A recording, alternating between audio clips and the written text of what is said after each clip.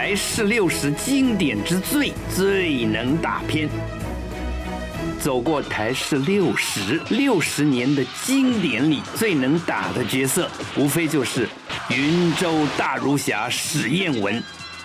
新温州大儒侠，最高曾创下97%收视率。当时全台湾1800万人里，就有1750万人同时观看，剩下50万人，那是来不及回家开电视的。苏彦文、钟亚林、金家仙、还被冷气、靠海陆行龙，当时的超级英雄们，人气可一点都不输现在的复仇者联盟，可谓是轰动武林，惊动万教。